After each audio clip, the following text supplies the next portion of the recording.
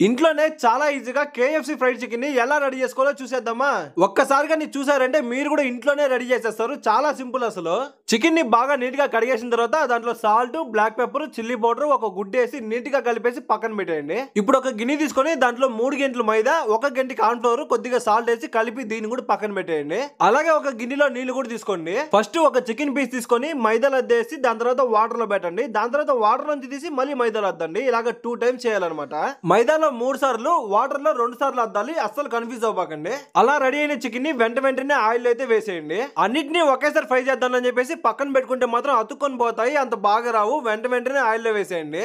మీకు పీసులు పెద్దవి అనిపిస్తే సగం ఉడికాక ఒకసారి ప్రెస్ చేసి మళ్ళీ ఇంకొకసారి ఆయిల్ లో వేయండి. చిన్న పీసులు అయితే అవసరం లేదు. బాగా తక్కువ మంటలో ఒక 10 నుంచి 15 నిమిషాల పాటు నీట్ గా ఫ్రై చేసుకొని చాలా అంటే చాలా బాగా వస్తాయి. అలాగే అన్నిటిని ఒకేసారి వేసేయకుండా మీ కడాయి సైజుని బట్టి 3 పీసులు 4 పీసులు మాత్రమే వేసుకోండి. ఆ ముక్కని చూస్తుంటే మీకే అర్థమైపోయిండొచ్చు ఎంత పర్ఫెక్ట్ గా వచ్చిందో. చూడడానికి యాజ్ ఇట్ ఈస్ మనకు షాపుల్లో ఎలాగుంటుందో సేమ్ అలాగైతే ఉంది. ఇక మా బుడ్డలు ఇద్దరు ఒకటి టమాటా సాస్, ఒకటి మైనస్ సాస్ చేతిలో పట్టుకొని రెడీగా ఉన్నారు. ఎప్పుడు రెడీ అయిపోతుందో తిందామని చెప్పేసి. నేనైతే చికెన్ లో వింగ్స్ తీసుకున్నాను. మీకు ఇష్టమైతే బాడీ పీస్ లో, లెగ్ పీస్ లో తీసుకోండి. ప్రతిదీ చేయడం మాత్రం ఇలాగే అనమాట.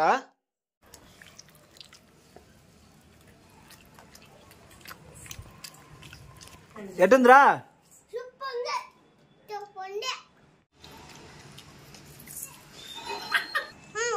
తిను.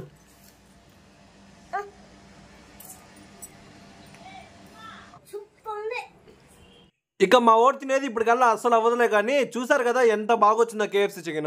నేనైతే కేజీ చికెన్ తెచ్చాను. 200 అయితే పడింది. ఒక అరగంట సోపు అయితే పని పడింది. సండే పూట ఖాళీగా ఉన్నప్పుడు ఒకసారి ట్రై చేయండి. చాలా అంటే చాలా బాగా వస్తుంది. రెస్టారెంట్ కి వెళ్ళామంటే ఆర్డర్ చెప్పిన అరగంట కూడా రాదనమాట. అదే అరగంట మన ఇంట్లో కానీ కష్టపడ్డామంటే చాలా తక్కువ రేట్ తోనే మంచి టేస్టీ చికెన్ అయితే రెడీ అయిపోతుంది. ఈ ఫ్రైడ్ చికెన్ ని మీరు టేస్ట్ చేయకపోయినా చూసానే అర్థమైపోతుంది బాగుందా లేదా అనేది. కాబట్టి ఇప్పుడు నేను చేసిన ఈ ఫ్రైడ్ చికెన్ కి 5కి మీరు ఎన్ని మార్కులు ఇస్తారో కమెంట్ చేయండి. అలాగే ఇది బాగా వచ్చింది అనుకుంటున్నారా లేదనుకుంటున్నారా కూడా కమెంట్ చేయండి. అలాగే ఈ ఐటమ్ ని చేయడం చాలా కష్టం. అసలు ఇంట్లో చెయ్యలేము అనే ఐటమ్ ఏదైనా ఉంటే కమెంట్ చేయండి, చేసి చూపించేస్తా.